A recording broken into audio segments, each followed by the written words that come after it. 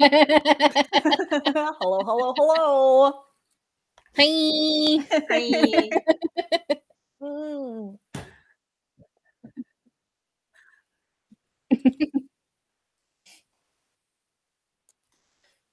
Hi. James.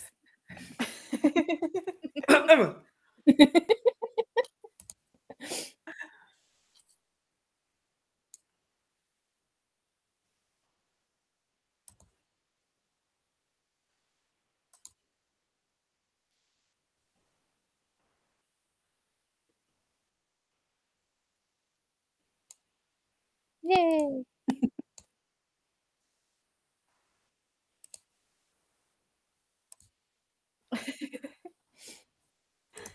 Technical difficulties.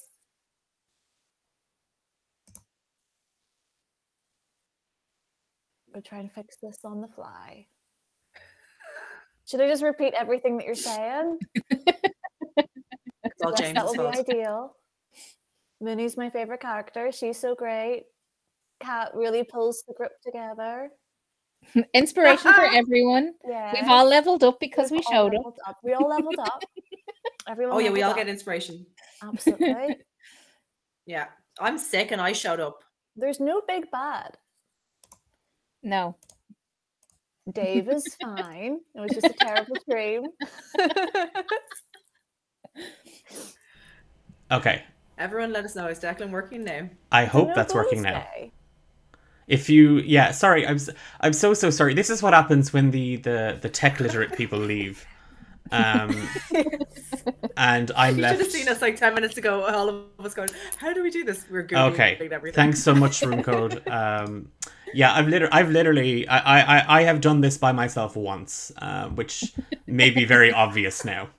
And I'm also going to fix the subtitles because I see that they're also a little out of whack. So James is not allowed to have a day off.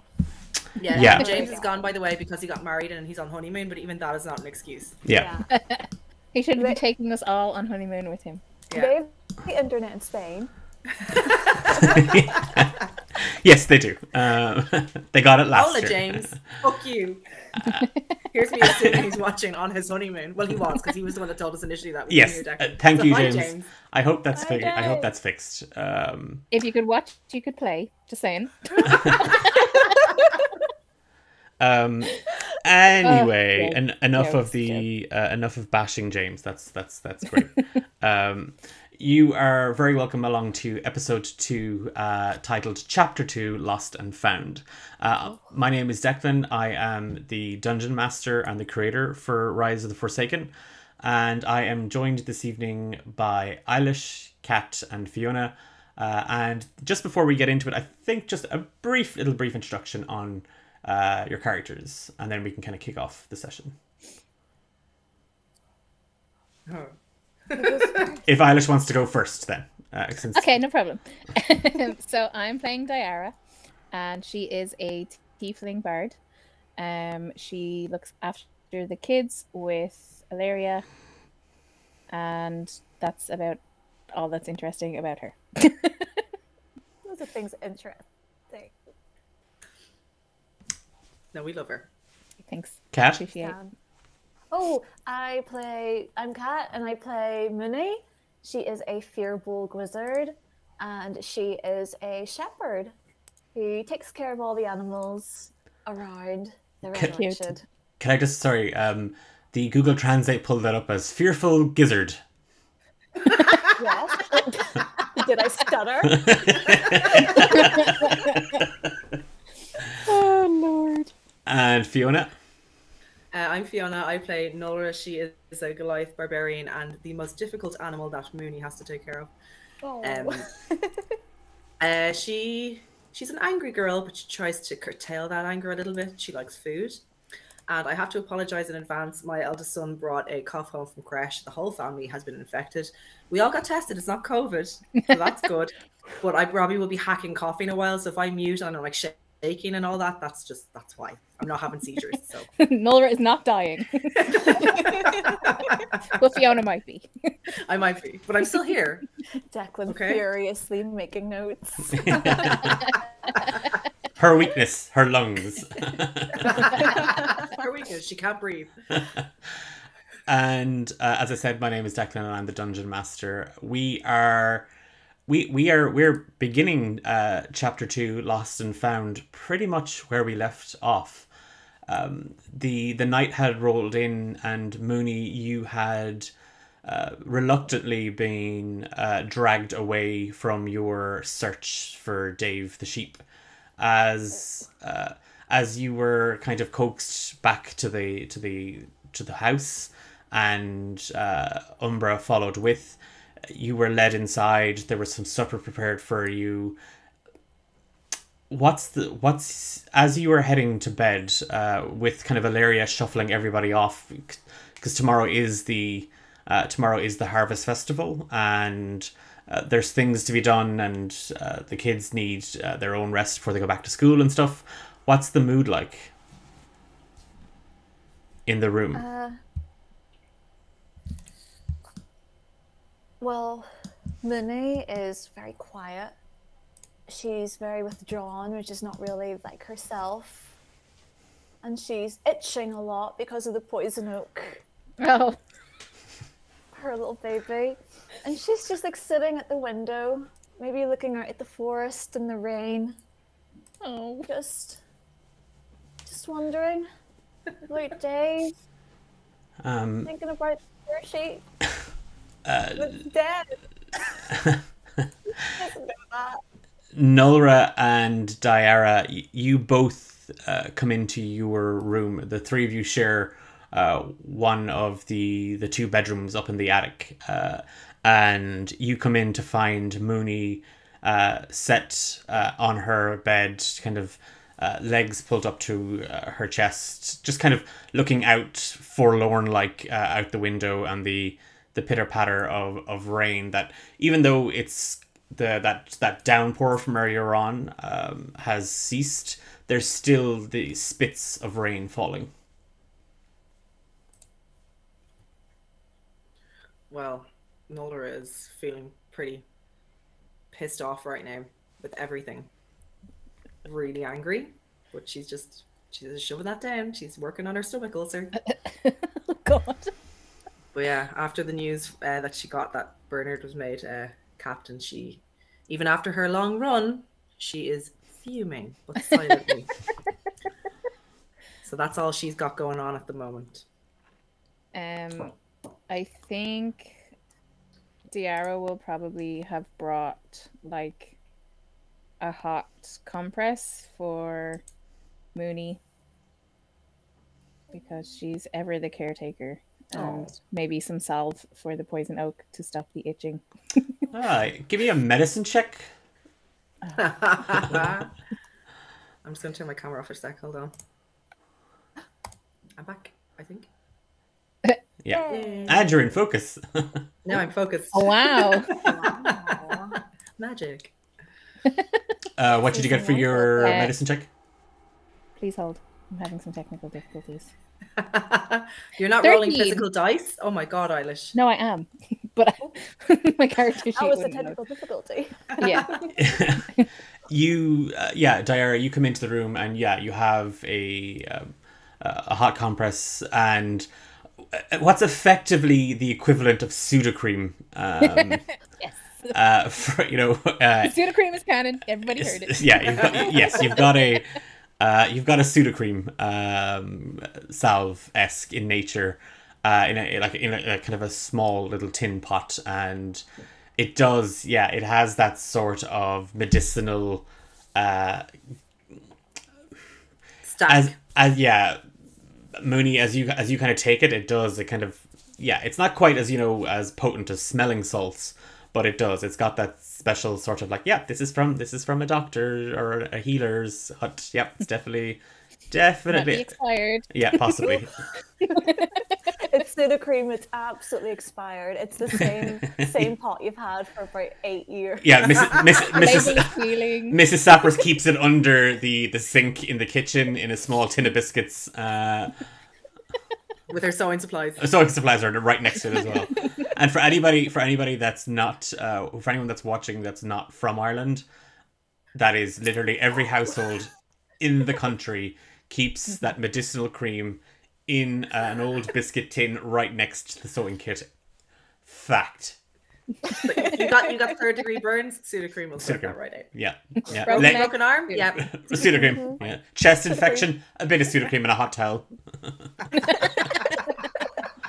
Shit, that's what I forgot. Yeah, there you go. Cure you right up. Yeah. So Mooney, Diarra passes you a the kind of her little home remedy kit. Oh, thanks, Diarra. I really do appreciate that. No problem. I don't really think I'd use the Sudocrem though, because it's going to make my skin all matted against the fur, so I might not use that. But Fair enough. she's just going to take the little compress and just hold it next to your chest just to warm up a little bit. You put that where it itches. Oh. Well, it sort of itches all over, but okay. Oh, do you need us to leave the room, Mooney? I mean, we're all It's friends not contagious, here. right? No, not contagious. This is a wee bit of sting I've got from the forest. Okay. Not diseased. Just pain. She puts the compress on her legs. Just looks out the window again. Nola's kind of going to start feeling a little bit bad now, so she's going to go over and just say, how exactly did this happen? Oh, well, you know what Dave is like. He's always up for it. And the other sheep, they dared him to go into the forest by himself, and he was just like, oh yeah, I'll do that. Dave is the big fat one, isn't it? Dave's the big fat one, yeah. He looks tasty. He's not tasty. Well, of course he's going to be tasty, but you really shouldn't say that. I think it makes a great mutton stew, Mooney. That's all I'm saying. I've never tasted it, but I'm sure she does. But that's where he should be. He should be in the field or in the stew. He shouldn't be out in the forest by himself. Not in the rain, at least. He's going to be safe in a stew. At least we know where he is. Fair enough. Oh, Yeah, God. if he's in a stew, then at least we know he's in a stew and he's fulfilled his purpose. But he's not in a stew, is he? We don't know where he is. Does he often go missing like this? Like, not really, to be honest. I mean, it's a sheep, Mooney. It can't go that far. I know, What's the running speed of a sheep? You know that, wouldn't you? about 15 miles an hour.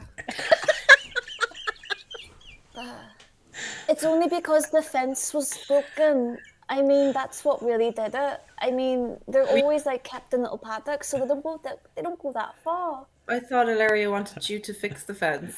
No, she wanted me to distract the sheep while they fixed the fence. Like, they're not going to trust me with that tools. makes sense. Okay, it dawns on Nola, like, yeah, okay, that makes sense. So wait, where did you look for him?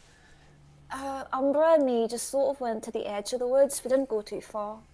I wanted to go further, to be honest, but then it started raining and Eileen was like having none of it. And she called us all back. You look pretty upset about it. I'm really upset about it. Sorry to cut across, but as you're chatting, you hear kind of a very heavy thud and just boots kind of stomping up the stairs. There's a bang on your door, and you just hear a huh, good night, Nulra, Captain. Oh wait, no, and Regimond heads to his room. Wait, what did he... Today was the day you were going to get captain, wasn't it? Nola's doing that thing where, DR standing behind her like, you're making your own palms bleed. I was so preoccupied with Dave, I didn't And even she's just remember. she's gonna turn over. She's gonna walk over to her bedside locker that I believe Declan described as sparse last time. And what would she have on her bedside locker, Declan? There's a comb. Several of the teeth on it are broken. Do I have Sudocrem there? You also have some Sudocrem. You use it as a contour. But yeah, no, there's a few small bits and pieces. There's a small vial of perfume that Mrs. Sapras gave you at last winter's morn.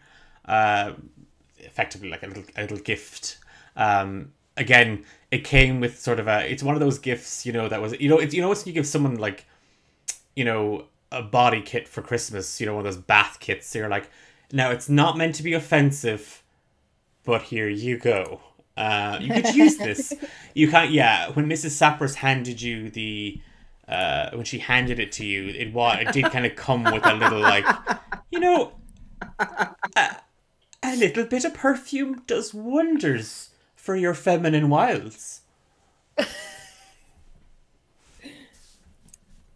She gave a very similar one to Richmond, but it's like a Lynx Africa one. Yes, yeah. It's called Lynx Shaskin. Oh, Lynx Africa. So Nora is going to pick up that bottle of perfume and be fiddling with it.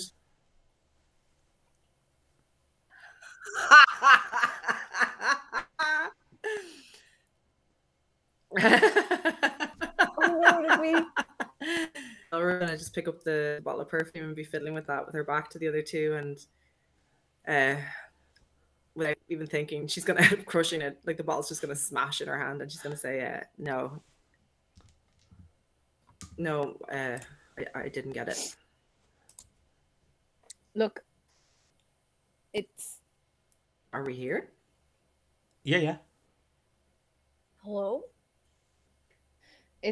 Listen, Nora, it's probably for the best. People like Bernard, it's always assholes that make those kind of jobs. You deserve something better.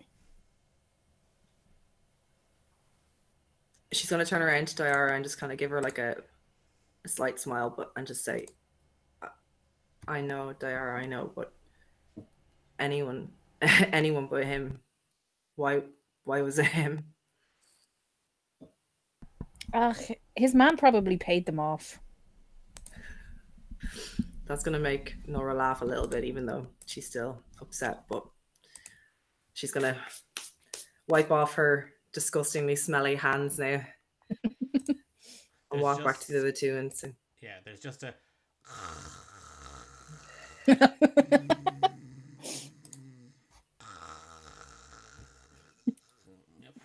Promotion. Yeah. I'm definitely the best mason here. Yeah. All those jars. Yeah. Coming from the room next door. Nora's gonna run, and kick the wall as hard as she can. Give me an unarmed strike. Oh God! Please don't break a limb. Oh my God. Oh, I'm sorry for the language, but fuck you. A natural one. Fuck off. That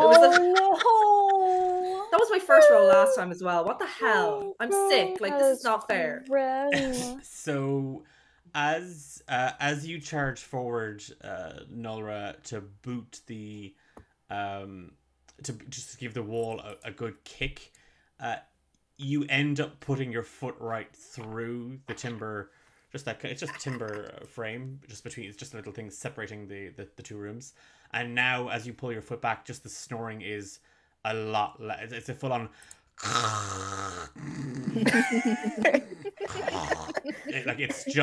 It's in stereo now.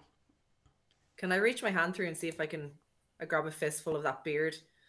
Yeah, go on. Give me a roll of a d20. Ooh, 19.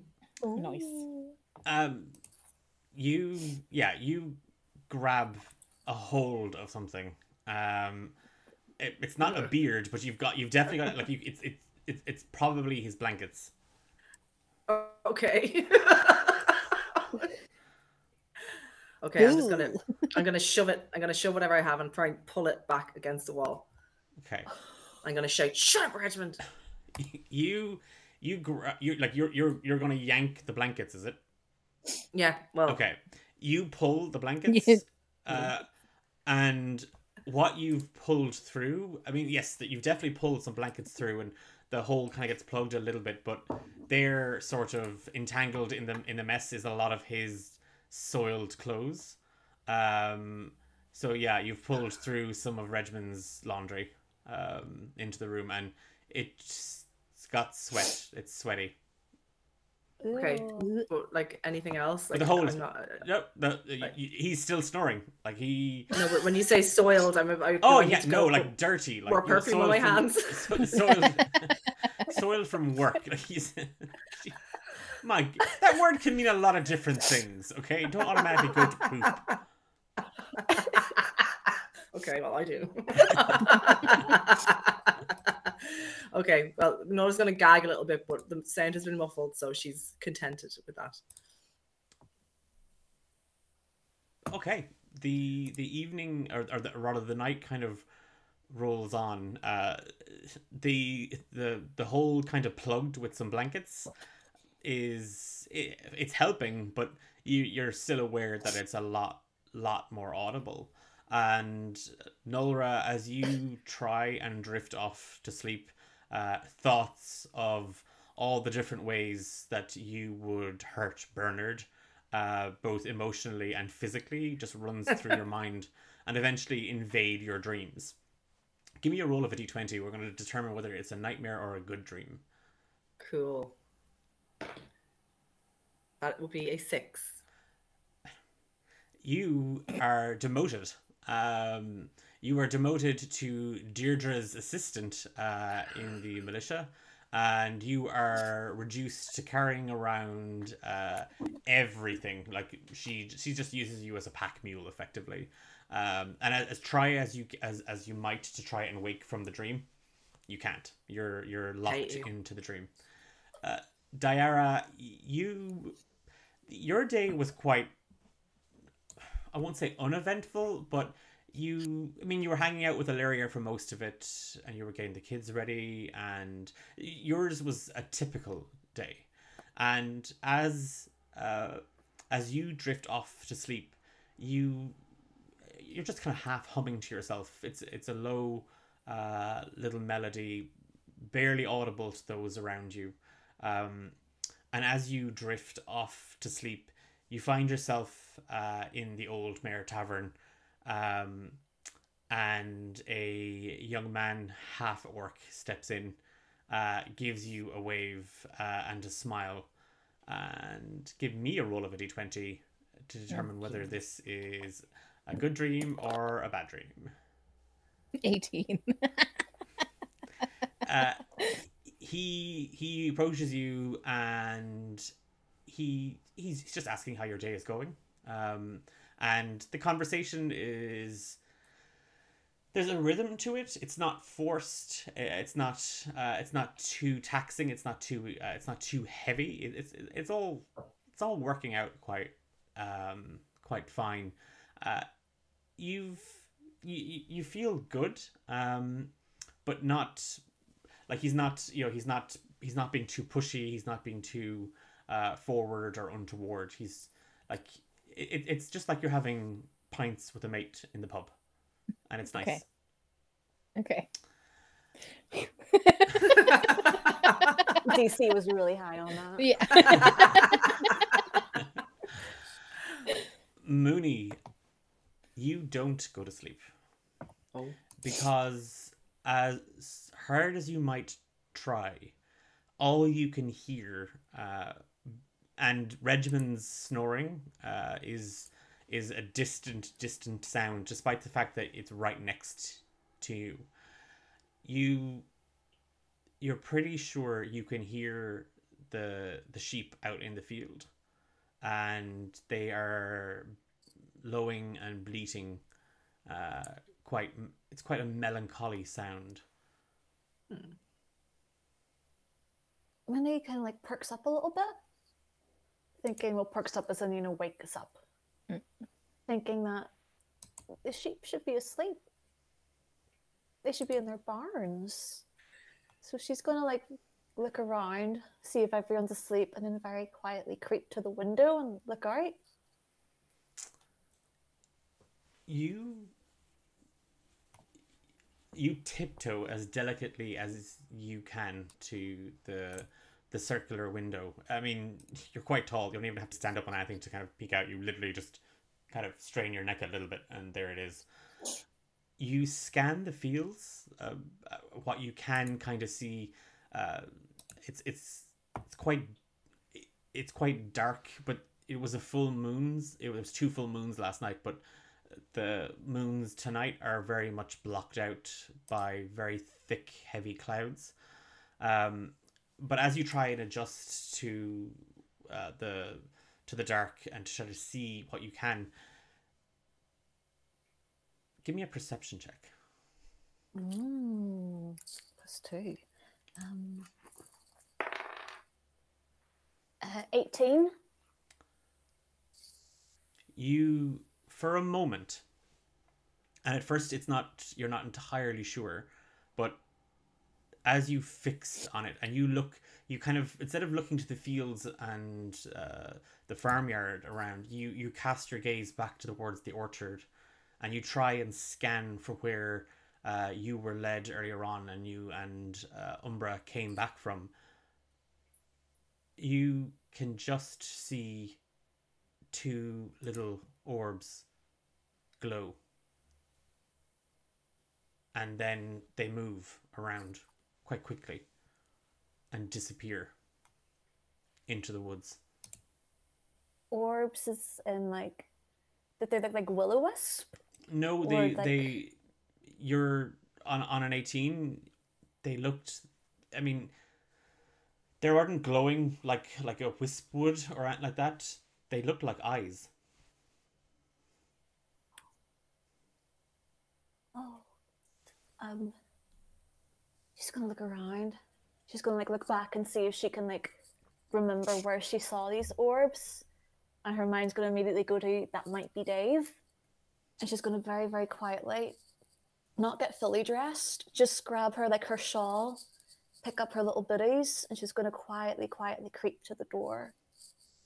Okay. Her objective is to now get out of the house. She wants to go see where these orbs are going. Give me a stealth check, Mooney. Stealth check. Stealth is 0.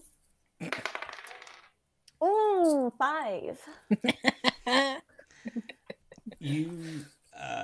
You kind of creep towards the door, but as you kind of pull your shawl, it catches on the back of the chair, and you pull it, and the chair falls over with a clattering bang. And Nulra and Diarra, you both kind of dart awake, and you see Mooney half dressed, wrapping a shawl around herself, her boots in her hand, moving towards the door. Where are you going? No. I mean, I think I might have saw Dave. Nora's gonna fall out. Is She's gonna fall out of bed because after that nightmare that you described, Declan, she's like in a knot in the sheets, so she's on the floor and she's pissed, especially now that Mooney woke her up. I'm gonna say I was trying to pissed be her quiet. pants. No, she That's didn't. nice. No, she didn't piss her pants. She is pissed. Okay. Mooney, where are you going? I'm before you wake the whole house up. Where the hell are you going? What time is it? I don't know the time. I think I saw Dave outside. I was just going to go and check. Oh, fucking Dave. Okay, do you want to go now? Let's just do this. Let's just get it over with, okay? Because we're awake now. Okay. Oh, seriously? No, like what? Dara, you can stay here. It doesn't matter. We'll go. Look, I'll just go, okay? And she's like ruefully throwing the clothes off her, or the duvet off her, and like getting quickly I'm dressed. sorry, everyone. I was trying to be quiet. I didn't mean to wake you all up. Oh, okay. My God, note to self, don't actually wake up Fiona or Eilish ever for anything. She'll put her boots on now and this is gonna be interactive. I'm gonna put on my cape. Diarra's gonna be like, turn. I'm gonna I don't have 1, 2. Have a shitty hoodie. I can't get it over his headphones. stealth mode. There we go. Oh, it's Peg Sayers. Oh no, it's just me. Diarra's gonna be like, don't step on the creaky step. For the love of God, if you wake the kids, I will kill you. You think this is my first time sneaking out? That's gonna get Nuller by surprise. Excuse me? You've done this before. do it every night. Who is it? Who is it? There's no one. It's the sheep. I just go out and say goodnight to them all. No, not like that. I just go out sometimes and just say goodnight and make sure they're all in their beds and you know. Okay. Super Nora was excited for a bit of gossip, but she got none, so she's gonna say, "Okay, come on then. Let's just go." Let's go. All right. You're all heading down. Yes. Yeah. As you dress and you move to from the top floor of the house, the attic, down onto the second floor, Mooney, you carefully step over the third step. It is that one that just it groans and echoes throughout the house, no matter who it was, whether it's you or someone like Regmund, in terms of height and stuff like that. It really doesn't make a difference. This step just hates being stepped on. But as you trundle downstairs and Nulra and Diarra follow behind, as you come down onto the second floor, standing outside the dormitory, you see a very, very sleepy looking Essie, and that's the human child, the youngest of the 5 children currently in the orphanage. Her hand being held by Alma, the halfling girl, who looks up, kind of, again, a little bit half asleep, but she kind of just looks up at the 3 of you. Essie needed to go to the bathroom. I'm gonna just shove Diarra in the shoulder. Go on, do this. That's okay. You can go back to bed. Okay. Where are you going? We just have to go downstairs to get some hot towels for Mooney, because her legs are still itchy. And it's contagious, so don't come near us. Yeah. Not contagious. Mooney! No, I'm dying. And Alma's eyes just like open widely with fear.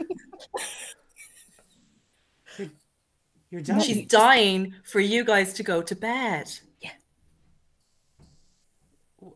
Wait a second. If you were going downstairs to get hot towels, why is Mooney, and she points at Mooney's feet, why is Mooney wearing her outside boots? She's just a bit cold. It's okay. Go back Because to if bed. she takes them off, the disease will get you. They'll go everywhere. Yeah. And if you're just going downstairs to get hot towels, why are there all of you dressed like you're going outside? It's freezing in there. I kicked a hole in the wall. Yeah, she did. Regmund was snoring really loud. Silly me. Yeah. Yeah, you can't think too much or you're going to wake up. So come on, back to bed. And Diarra's going to start like ushering them back towards the bedroom. As you kind of like, kind of gently, kind of like, off you go to bed now, little ones. There's a bit of resistance from Alma, and she just looks over her shoulders up at you, Diarra, and you just see this wildly mischievous grin paint across her face, and her eyes light up a little bit, and all sense of tiredness is gone. It's almost like the 3 of you are sneaking outside after dark, and Miss Ilaria said that we shouldn't do that. Miss Ilaria's right. We shouldn't do that, because if you go outside, the banshees will get you. Oh god, yeah, the banshees. Oh, and Laura's gonna like try and look scared. Oh yeah, the banshees. Yeah, Miss Ilaria told us all about them too. I better go tell her that you're going outside so that she'll tell you about the banshees too, and you won't go outside then. Laura's gonna freak, and she's gonna jump over, and she's gonna do that thing. She's gonna grab her arm. You know that hold that your ma does to your arm when you're being bold, and she like pinches you. Oh. You know that grip that your mom does when she wants to, like, you're in trouble, but you're in public, and you're fucking in for it when you go somewhere. Nola's gonna grab her arm like that, and she's gonna come down to her level, which is hard for Nola's back because she's so tall. So she means this, and she's gonna say, "You're gonna go through her teeth. You're gonna go back in there, And you're gonna say nothing. Oh my god, I'm sorry. Give me an intimidation check. On the child. With advantage. Ooh, here we go. Scare the child for life. Noise. Ooh. What am I with intimidation? 18. You hurt my arm. I just want Diara's gonna clap her hand over her mouth and be like, "Oh no!" And instantly, you hear the pitter patter coming from the dormitory room as all the other children come out, and you are greeted by Patter and Liam, the half-elf twins, and they see you holding Alma's arm. For the record, Alma, by the way, is a halfling child, and Nulra is a Goliath. So your whole hand encircles her arm. So the idea of you pinching her is just terrifying. You're just taking a chunk out of her arm. I gotta look back at Diara and just try and make eye contact and go. Diara's just gonna put her hand on her hip and be like, "Get back into bed." See, and Liam steps forward. Yeah, we can do that. We can do that, Diara. We can do that. For 5 silver pieces. Liam, Diara. I will literally make you clean Patter's boots for a week if you do not get into bed. That's okay. I'll make you clean Regman's room. I'll just literally go downstairs to Illyria's office, tell her that Nulra kicked a hole in the wall, and then the 3 of you came downstairs, tried to sneak out. Nulra then grabbed Alma's arm and hurt her, and then you threatened the 5 of us. Who do you think she's going to believe? The one who 5 of Yeah, you us. little rat. The 5 of us. Not if I tell her And first. also, And I'm gonna go for the stairs. I'm gonna go for the stairs. the big bruise on Alma's arm. She fell out of bed. I'm gonna go for the stairs. I'm gonna say not if I get to Illyria first. Can I use... You have to corral me now, Diara. I'm worse than the children. No, I was going to use thaumaturgy, but never mind. That will just wake up everybody else. So, and Liam and Patter and all the other kids hold out their hands. Can I use command?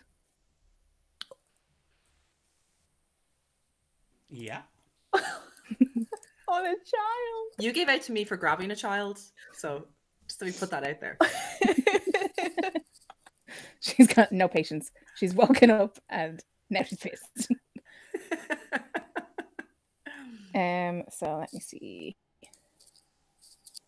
Speak a one-word command to a creature you see within range. The target must succeed on a wisdom saving throw or follow the command on its next turn. Okay, what's your what's the DC? 13.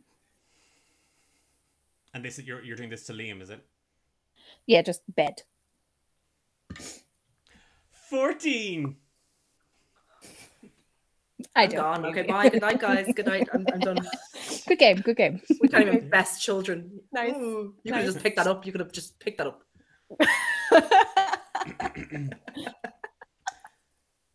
You look at Liam and a sort of with a whistle, like a low, heavy whistle, you just eke the word bed out through your teeth, sharp like, and Liam just grins right back at you, and then makes the gesture.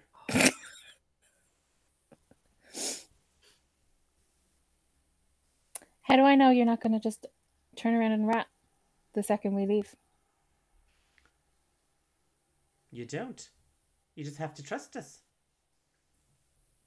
I don't trust you as far as I could throw you.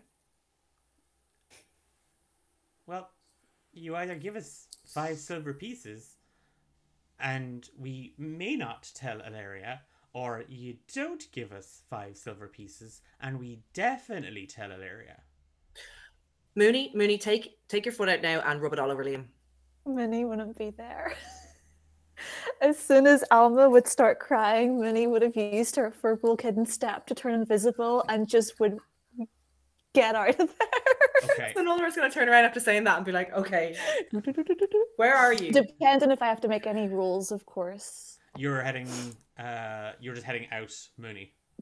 If that's what she wants to do, she would just want to take that opportunity as a distraction to turn invisible and just try to get out of the house. Okay. If she's able to. Yeah, that's fine. I'll come back to you in 2 seconds. We're just going to deal with this small matter of blackmail here, and we'll come straight back to you. I'm so pleased. And the kids literally are just staring the two of you down. I'm going to walk up like at my full height and say, okay, you'll get your silver. It's in Reginald's room. Check under his bed. That's where he keeps silver. Give me a deception check, Nora. What's my deception? 8. Yeah, so now it's 10 silver pieces.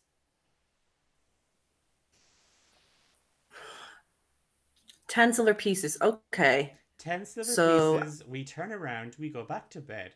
We pretend all of this didn't happen, and you get to sneak out and chase sheep or boys or whatever it is the three of you are doing. You know what? You can actually come with us because we're gonna. Aaron mentioned that banshee. That's what we're gonna go look for right now. So you can come with us and help. Come on. And she's gonna try and pick him up and put him under her arm. Come on with us. He doesn't resist as you pick him up. Instead, he swings back up and kind of looks at you with just the biggest shit-eating grin on his face. You bring me down those stairs, and I'm going to scream and holler like a banshee. I want my 10 silver pieces, or else. Diara's gonna just pick up Alma and be like, okay, let's go. And take Essie by the hand and walk into the room. I'll get you your silver pieces. Just get back into bed. Alma still kind of half sniveling, still like, I think Nora broke my arm. I fucking didn't. I didn't touch it. Like Essie is just kind of looking around, still half asleep. Like Essie is still like, what? What's going on? It's okay. You just leave Essie back to her bed. The others, however, Patter, Liam, and Warner are still out in the hallway. Well, Liam is tucked under Nolra's arm. I'm going to bring him back into the room following after Diara and kind of half launch him onto his bed. I'm going to walk up to Liam and I'm going to point at him and I'm going to say, you're getting no silver. You're getting nothing. Because I'm going to go down there to Ilaria right now and I'm going to tell her that all of you woke us up and you won't go back to sleep.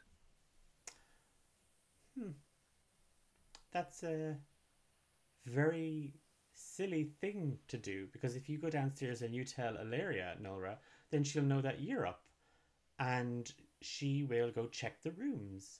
And he kind of, I think Mooney's already missing, so you're definitely going to be in trouble, and you're going to get Mooney in even worse trouble, and literally all it's going to cost you is 10 silver pieces.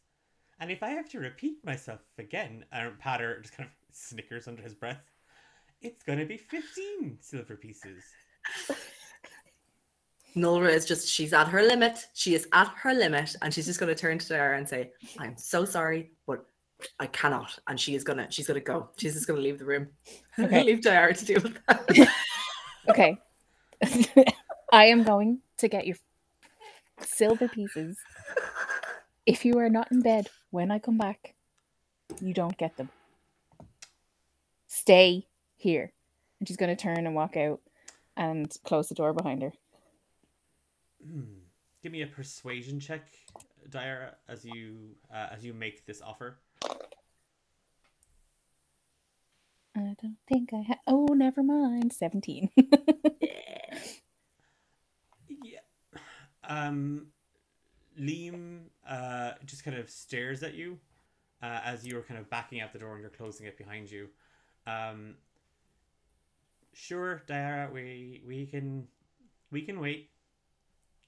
We'll have our silver pieces one way or another. And his smile turns a little sinister as he slumps down into the bed. And there's kind of a little cackling coming from Alma, Patter, Liam, and Warner. Essie is already asleep. Can I lock their door?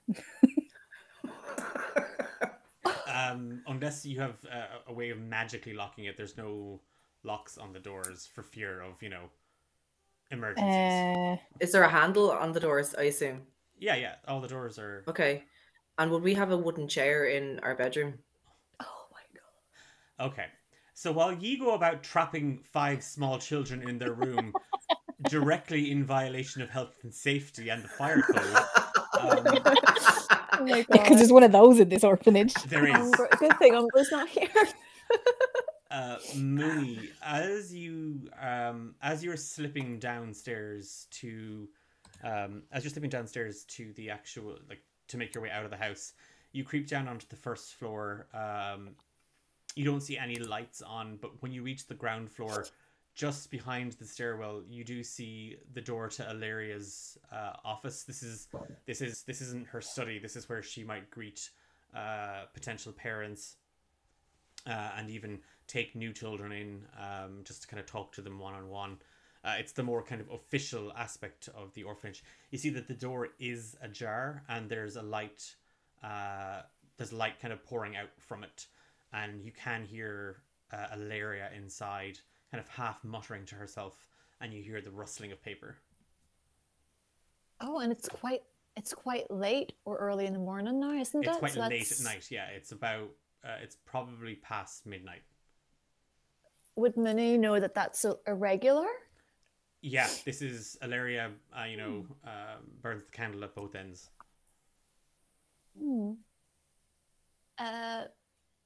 She's not going to get too close, but she is going to strain her hearing just to see if she could hear any of the muttering. Is it concerned? Is it angry? Or is it just innocuous talking to yourself? As you approach the door, the muttering just seems to be it doesn't seem to be anything you can kind of really make out, but you do hear just kind of a oh my, by the divine, it's quite an ungodly hour to still be working. One more hour, I think. Then I'll have to do my rounds and lock the house up, I suppose. And she goes back to kind of muttering to herself. Minnie is going to assume that was for her benefit, and then just slowly kind of creep back out. The invisibility would have worn off by now, and just slowly crept out of the house. Okay. You, Mooney, as you make your way out of the house, Nulra and Diarra, you are, you've barricaded the 5 small ones in the dormitory, using a high five. I will return that high five. Roll for high five to see if you actually know it. But I fucking will. Yeah, that would be a 20. A 20. Best Yeah, high five. It's like the high five from Parent Trap. The loudest high five, and everyone wakes up. The sound reverberates throughout all of Canuck. As you head out, you do you step out into the yard and you see Mooney has kind of moved but halfway across the farmyard. The night it's pitch dark. Again, the light from the two moons of Dowan, there's nothing coming from them, as they are completely and totally obfuscated by thick, heavy black clouds. There are no stars. The only light that you currently have, unless you have dark vision, is coming from some of the windows in the house that pours out, casting a low light beyond the perimeter of the farmyard and the fields. You can't see anything. The air is ice cold, but it has stopped raining. We've caught up to Mooney now? Yeah. Next time you wake me up, do not leave me with fucking children. Sorry, I just sort of panicked. Sarah, how do you do it? Like, how do you deal with them on a daily basis? How? They're insane. They are insane. I know that. I don't have a choice. They're so frustrating. How do you not want to kill them? Oh, I do. Every day. You look back. You look back at the house, and standing at the window near the hallway, you just see Patter and Liam leering down at the three of you. Oh, Jesus. Yeah. They flip you right back up. God. Oh, such an excellent childminder. You're like Mary Poppins. Or other Mary. Yeah. Oh, we got her on the podcast, or on the stream, yay. Way. I'd be delighted. So, okay, where did you see these orbs? Okay, I thought I saw his eyes, and they were around here, but I think they went back into the forest. Hold on. You thought you saw Dave's eyes? Yeah. From our bedroom? Aye. That far away? Yeah. And you know they were Dave? I mean, I heard like really sad sheep, and I'm thinking maybe it was him. And I look out and I saw the eyes, and I just thought that maybe they were his eyes. I don't know. Nola's gonna just do one of those, like a yoga breath. Just say, okay, well, I don't want to go back in there right now, so let's go follow these eyes. Right. The problem is it's really dark. It's a lot darker than I thought it was going to be, and I can't really see where I'm going. Do you not have night vision? Neither do I. Oh my god. I'm gonna hold my hand out for Diara and say, come on. Look, Diara, you're leading two children again. Yes, literally. Just take for one by each context, hand. though, Mooney and Nilra are both over 7 foot tall. So your arms are up here like this. Diara is like 5.5 foot. Oh, It looks like we're crucifying her. please let that be our next portrait. We're like You're like my swinging her parents. like a child. 1, 2, 3, wee! So we do that across the field. Okay, watch out, poison up gun. Stop. Stop. Oh my god. Oh god. Oh my god, I don't have anything. I don't like any like dancing lights or. God, fuck off. Yeah. Oh, I have a torch. I have a torch. Oh well, that will I'm work. gonna. Nola's gonna light up a torch. Okay. Okay. I'm still gonna hold on to Sarah's hand. Okay. Ah, yeah. You're still swinging around. Okay. Nora, as you clear the farmyard and you move away from the estate and you hop the gate into the fields, Mooney and Diara behind, you take a torch from your pack and you light it, and there is a red hot glow coming from it that kind of illuminates the darkness around you. You have a better view of what's directly kind of in front of you, but it's not exactly lighting 40 or 50 feet up in front of you. It's casting a dim glow about 20 feet beyond you. Diara, with your dark vision, you can see in shades of grey and dark grey, and the field is empty. You don't see any sheep at all in the field. Mooney, are you sure? I definitely. That's what Oh, I heard. 100% I definitely heard him.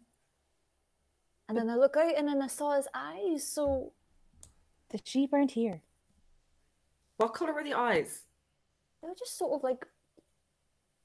What color were the eyes? Yellow. Sheep coloured.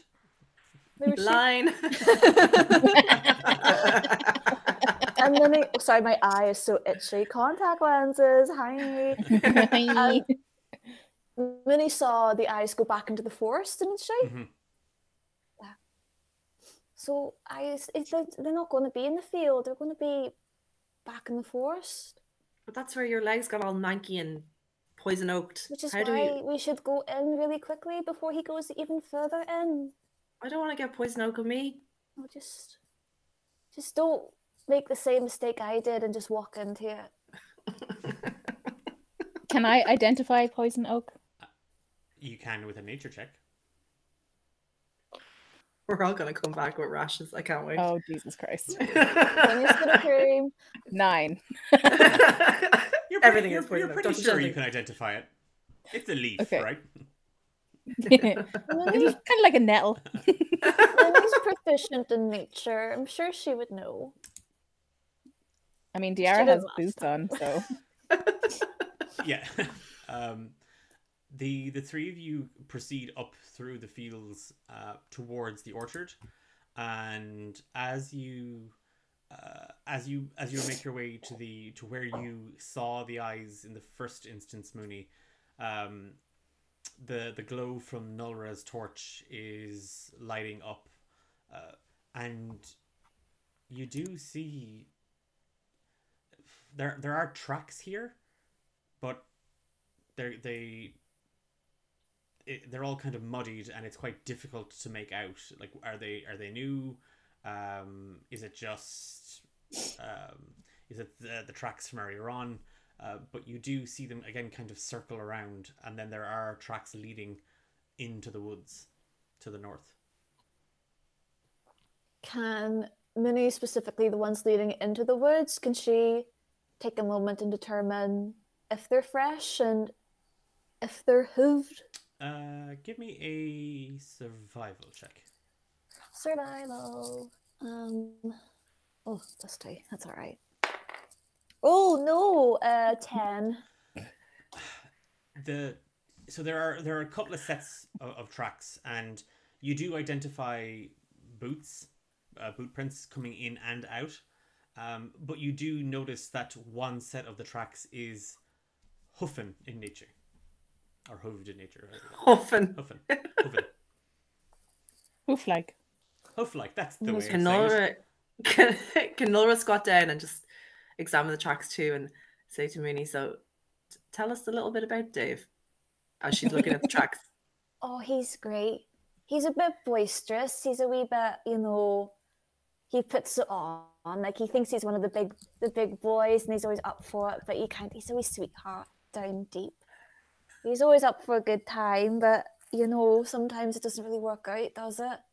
And he normally doesn't wander off like this. Well, I'm sure he would, but they don't really get much of opportunity of wandering off. I mean, they're always fenced in, aren't they? And we know he's a big boy. He's a big boy. Okay, so Nola's going to try and see if she can determine if the tracks were made by a unit of a sheep. Give it a give me a survival check again, Nolra. Okay. Ooh, natural 20. Oh yeah. Proficient in unit. The tracks are definitely hoofing, and they are fairly heavy tracks. Okay. Yes. Yeah, I think these are his. Hold on, I'm gonna try and refocus again. What? Way. Okay. Wow. Wow. Yeah, I think they seem to be Dave's, but I don't know about the boots. Well, the boots is just probably ours from earlier. I Okay. mean, we were all sort of here Well, early in the day. let's go. If you guys are happy, I guess we follow them. All right, follow the tracks. Okay. I'm gonna look over and see what Dara's face looks like right now. Ooh. No, she's literally just like. I'm gonna playfully punch her in the shoulder and go, "Come on, this is fun, right?" That's gonna bruise. And immediately, Diara, At least we don't have to listen to Regiment. Think of Alma. Okay, let's Come go. on, it'll be fun. Come on, this is fun. Look, we're out under the stars. We don't have to listen to Regiment or smell him. It's just us girls. Look, let's just make this a fun time. And let's just not think about anything that happened yesterday. We're not thinking about Bernard. We're not thinking about any of that. We're not thinking about Bernard. Let's just have some fun. It starts to rain. Do you know the image of the Emperor's New Groove where the little lamb is sitting in the ring crying? That's just Minnie right now. Oh no. It's like, oh. Dara, look. And I'm going to gesture at Mooney and say, come on. Fine. She's going to take her side out of the pocket of her cardigan and whip at the miscellaneous weeds in front of her. Sending poison oak flying in all directions. Oh no! As Diara, as you start hacking at like brambles and weeds around you, it does start to rain, but it's more of a heavy mist. And it's the worst. It's that worst kind of rain that it's light and soft, and the second there's even like a skin of it on you, you're drowned. You are just it sets in, and the cold air that you felt when you first stepped outside, that was sharp. This mist and the air around you now, it's just cutting right through you. Mooney, even you feel it a little bit as it kind of sets into your fur and sticks to your shawl. You do feel that wet, and you do feel that cold, but nevertheless, Mooney, followed by Nulra and Diara, the three of you trundle onwards into the woods. And Mooney, you are careful this time as you cross over from where the ditch of the orchard meets the natural outline of the forest itself. And as you clamber over the other side, you look from the glow of Nulra's torch. You can just see a bushel of poison oak, and you kind of sidestep around it as you cross the threshold into the woods. That's what it looks like. Yes. That's what looks like? Poison oak. Yeah, don't Okay. touch it. It's really itchy. And as we're walking, I'm going to see how cold and drowned poor Diara looks, and Nola's going to just whip off her and just throw it over her shoulders. Say, there you go. That doesn't bother me. It's cold, it's grand. Thanks. It's saturated and heavy. Yeah. But warm. Take it off. and on Diara, it's probably like a dress. Yeah. It's trailing on the ground It's a like blanket. a cape. It's a full-on blanket. It's one of those snoods. You're dressed up for Halloween, you little witch. Can all three of you give me a wisdom saving throw? Oh, God. not a saving throw. Wisdom, that's my best trait.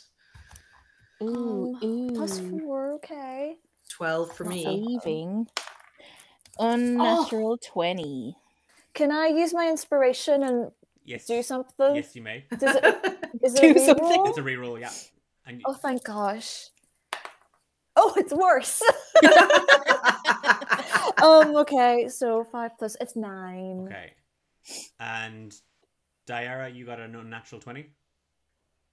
Yes. Okay, and Nulra, you got 12. Mhm.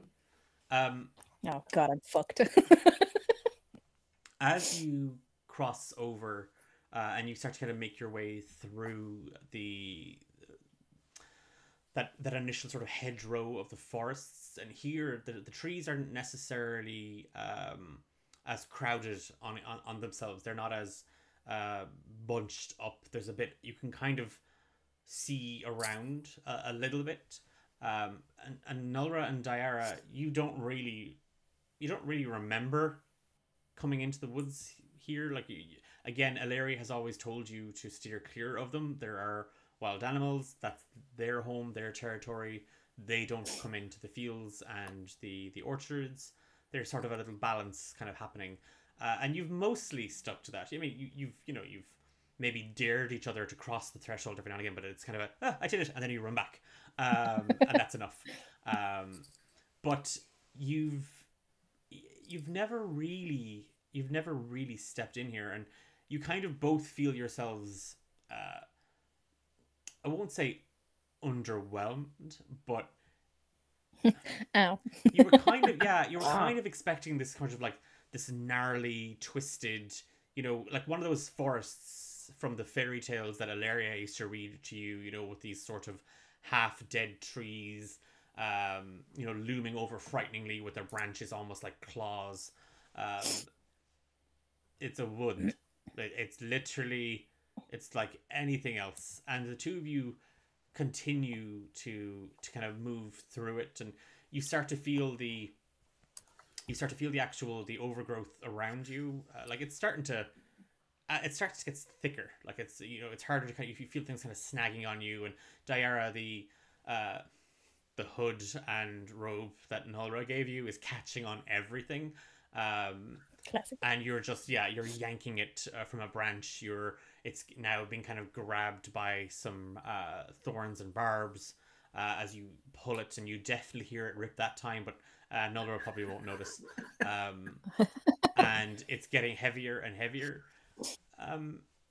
Mooney, when you crossed over, you saw Nulra and Diara move up in front of you, and they were walking kind of through the trees, and you could see the light from Nulra's torch, the orange and amber kind of glow, and just something drew your attention to the right,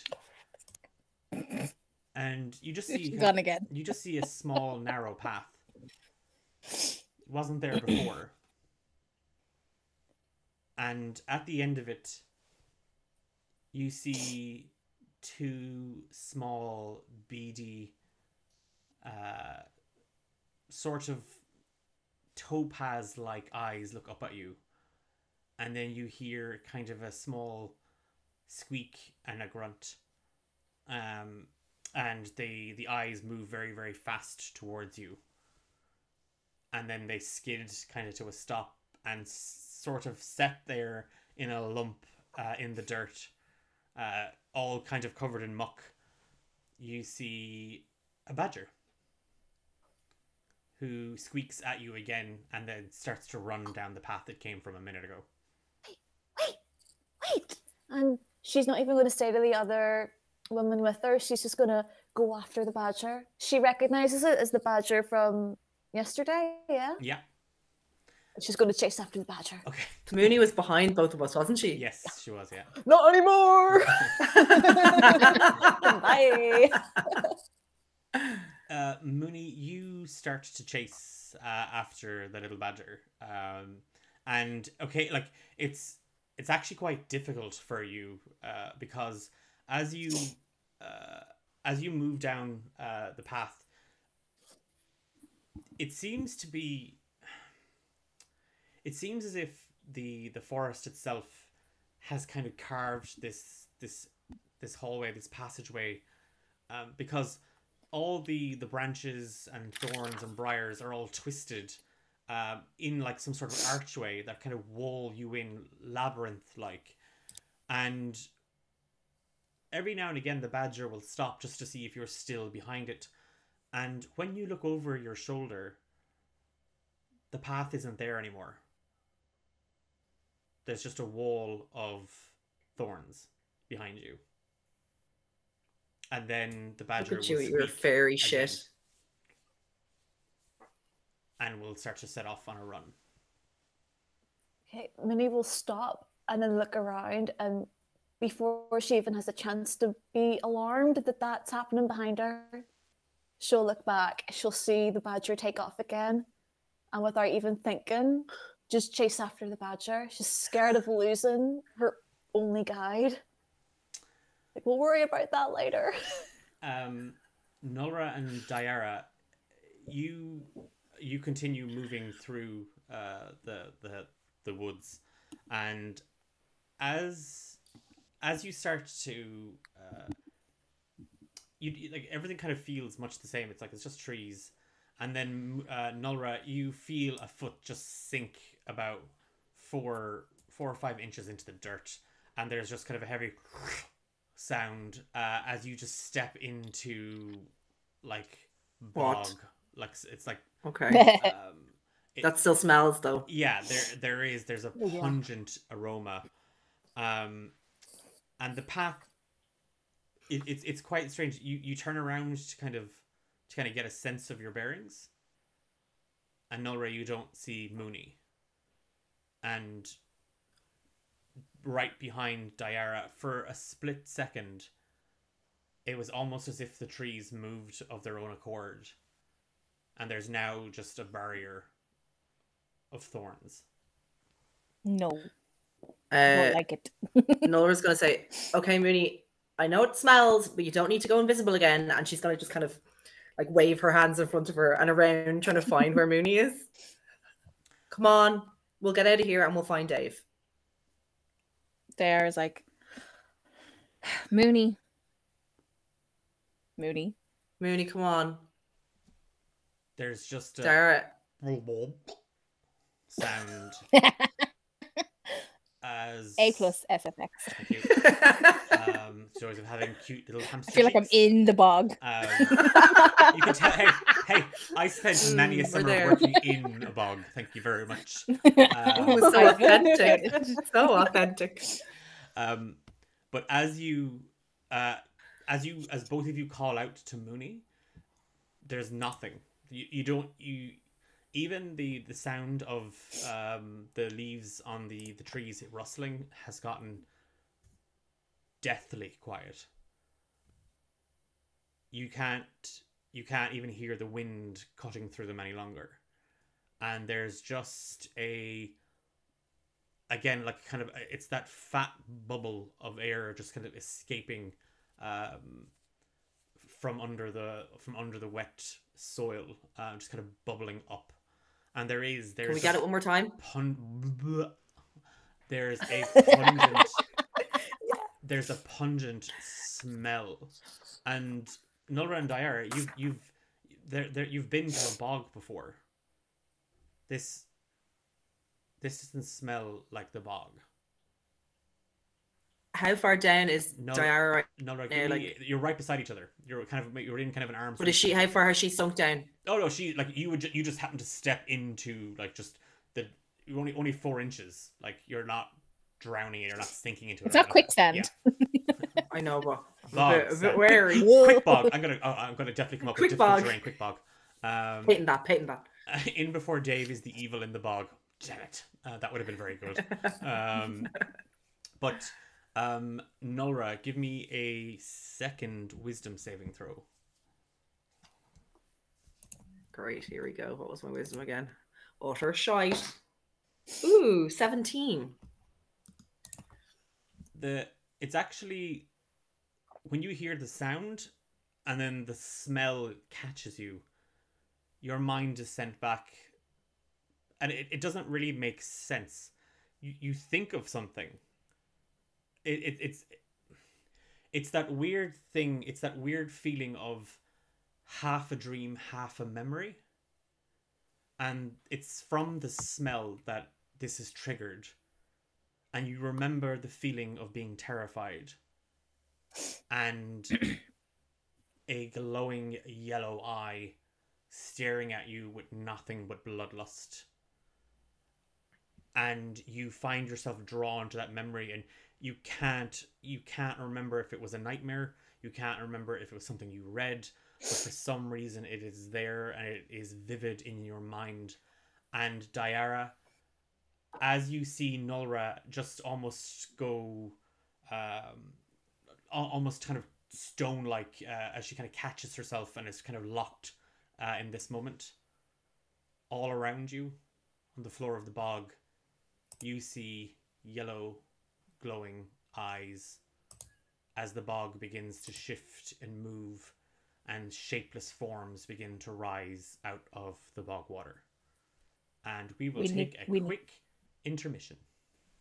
You asshole. Asshole. Oh no. Oh no. Leave them on a cliffhanger. You better come back for the rest.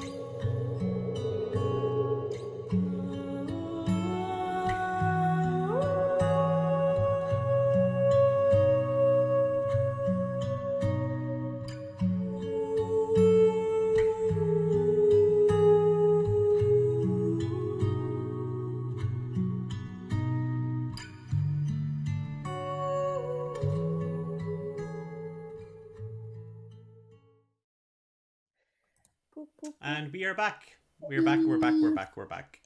And in case I am keeping an eye on the old chat there, and do not have yellow eyes and do not live in a bog yet. Still trying to get a house. We'll see. It might come to it.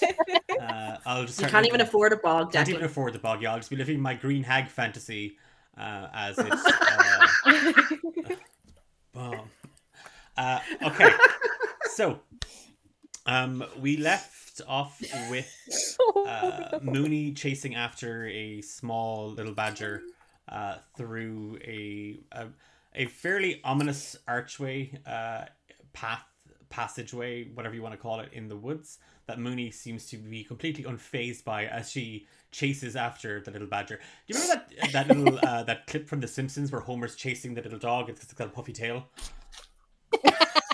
That's literally during we all know how that ended. During that intermission, that's all I had in my head was just Mooney chasing after the small little badger. Oh, Mooney has her rabies vaccine. Oh god! But somewhere else in the woods, we left Nulra and Dayara in a bog. Nulra in a state of shock almost, as she recalled a half memory or a half dream, and Dayara realized that they were almost surrounded by creatures in the bog.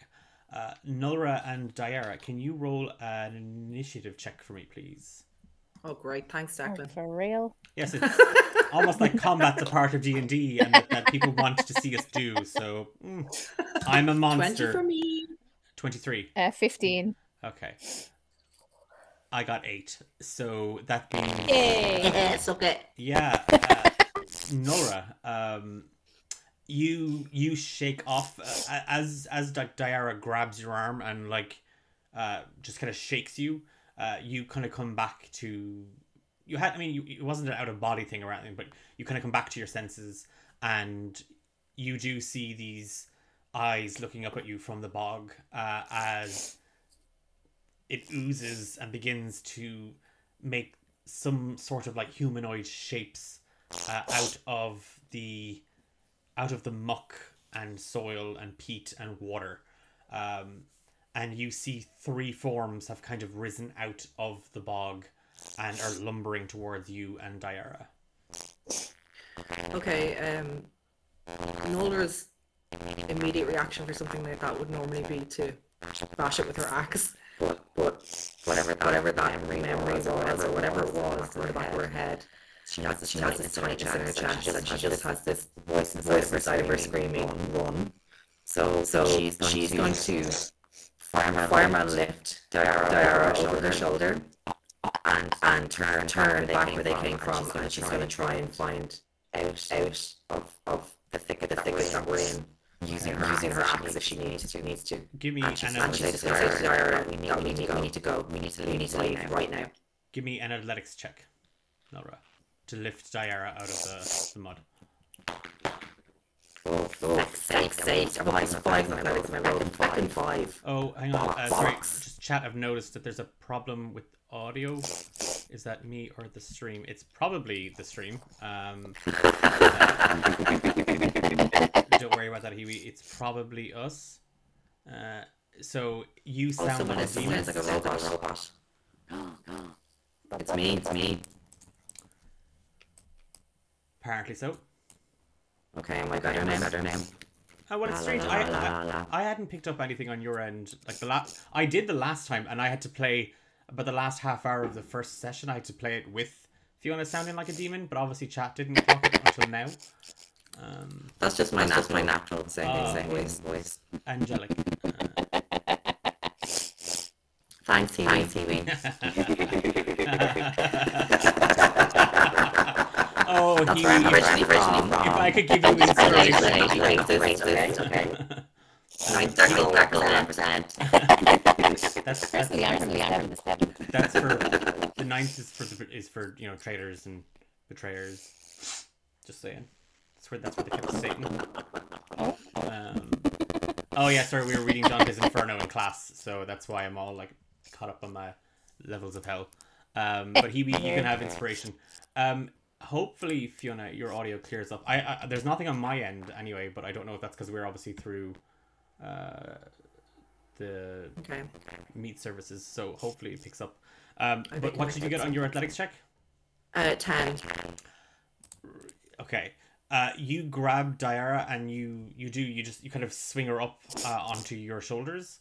Not quite as elegant as the firemen carry, and you're pretty sure if Bernard saw you, you were in violation of several different codes, but that doesn't matter.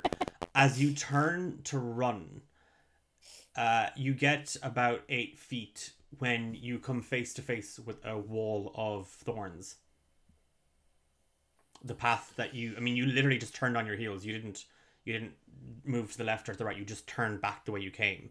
And 8 feet behind you, the path has disappeared and there is just a wall of thorns. I'm gonna... Why did you stop? I can't see. All I can see is these things coming for us. Noller's gonna throw... Obviously, I have Diara over my one arm, so she's gonna throw the torch back, take out her axe, and swing it at the thorns. Okay. Give me an attack roll. Okay. I hope I sound a bit better. I think I am not as demonic anymore. My attack is 21. With holding Diara in one arm and your axe in the other, you swing violently at the wall of thorns in front of you, and they crack and they break and splinter as your axe just tears through it. As quickly as you slice through, you see the thorns, just these brambles and briars, almost tendril-like, reshape and reform and grow thicker. Oh, fuck you, Declan. I'm so angry. Okay, put me down. Put me down. I'm gonna put it down. What do we do? Stay behind me. Stay behind me. These things are not natural there. I don't know what these are. I'm going to panic, and then I'm going to cast. I'm going to cast Bane. Okay. At them.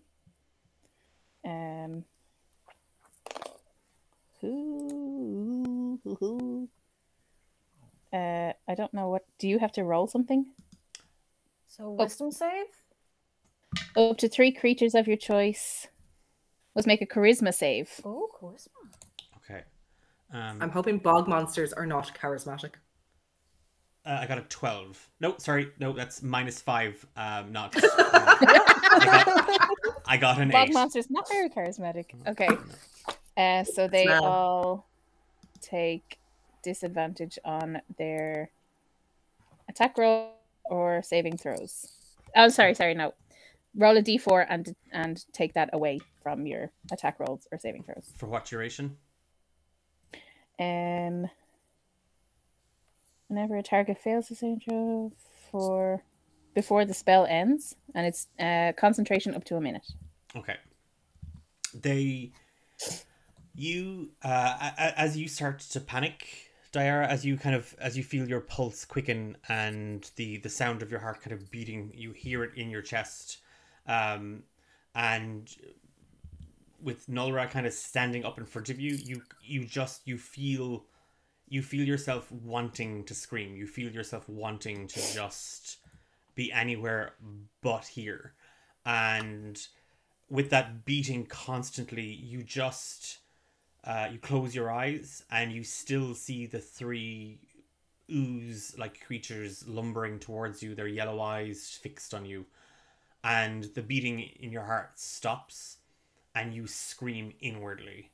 And Nulra, from where you're looking, you see all 3 of the creatures. It's as if their bodies shake and quiver. Like they literally, it's for a moment they almost kind of half lose their form or their shape.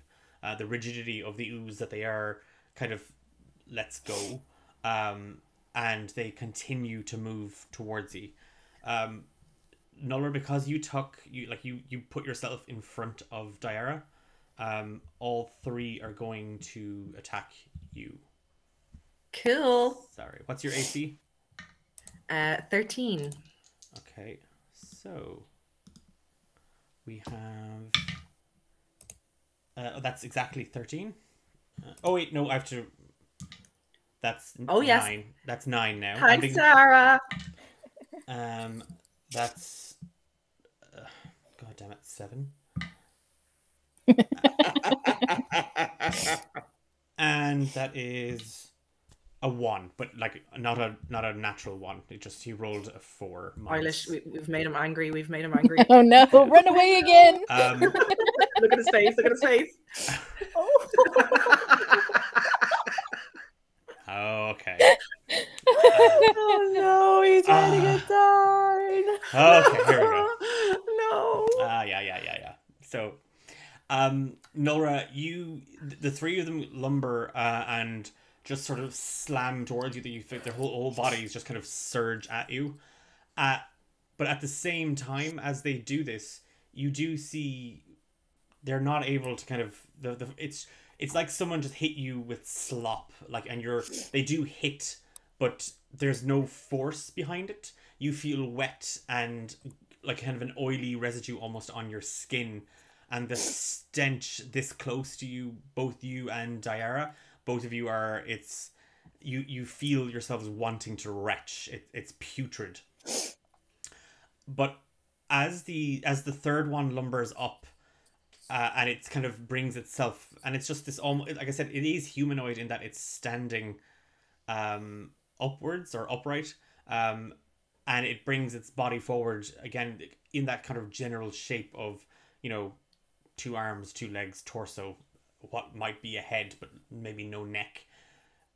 As the third one slams at you, you see that where it's losing its ability to hold itself together, part of the head and the chest slip away, and you see bones inside. Gross. It is your action, Nora.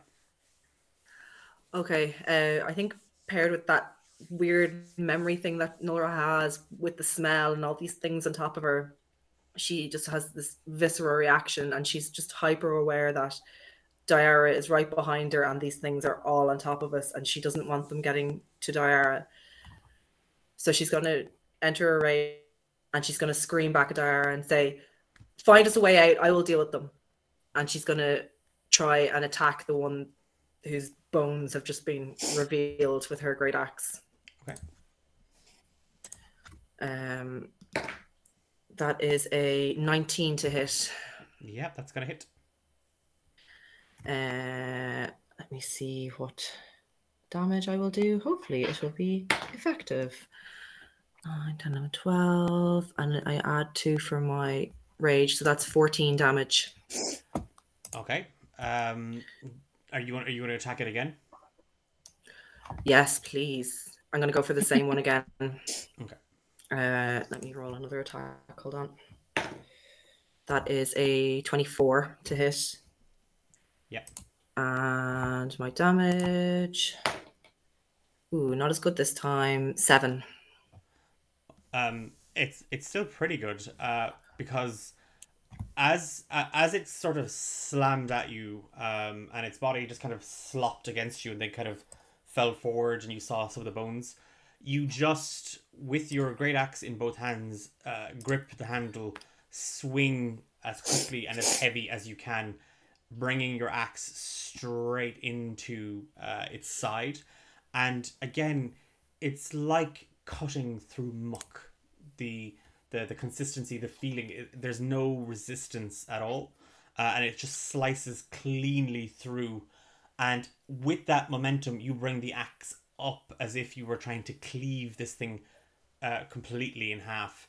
And your axe comes clean out the other side, and the creature in front of you falls backwards, split completely in half, like kind of from where a human's hip bone would be right up to its middle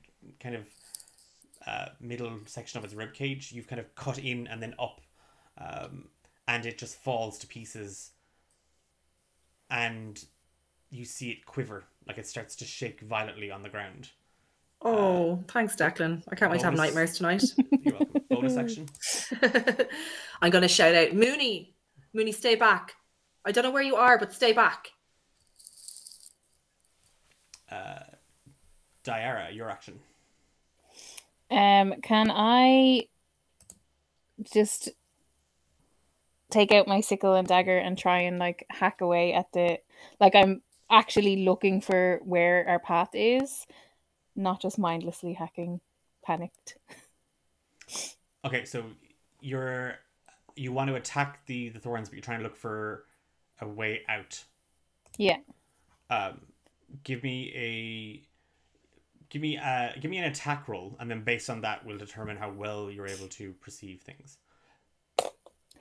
8. Give me a perception check with disadvantage.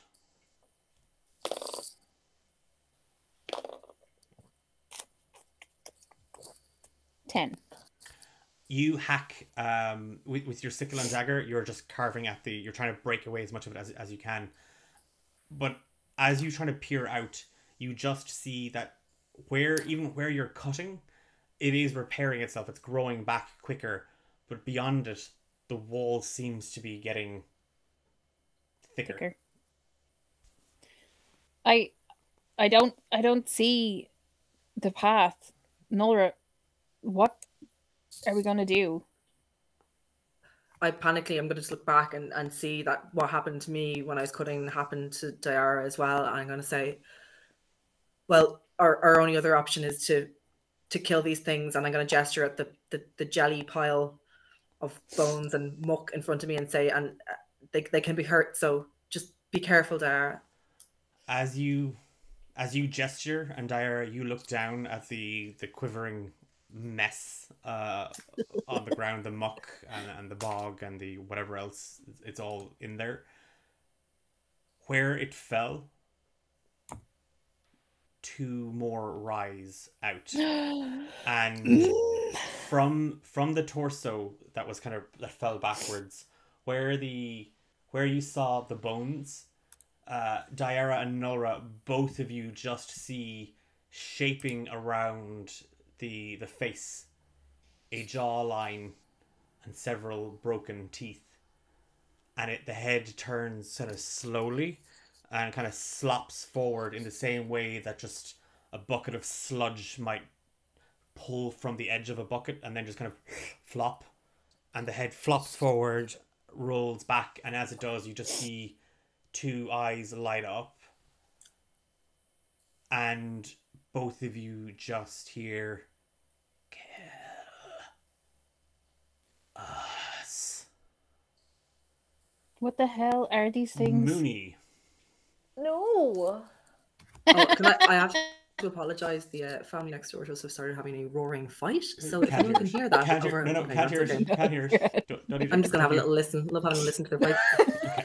You enjoy that now. You enjoy that. Mooney,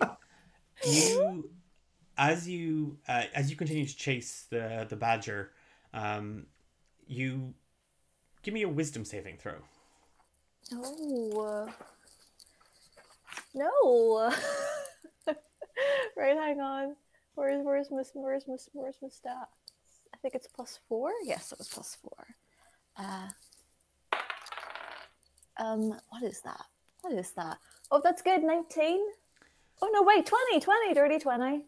Okay, you hear your name being called, just to the west. You can just about make out your name being kind of shouted.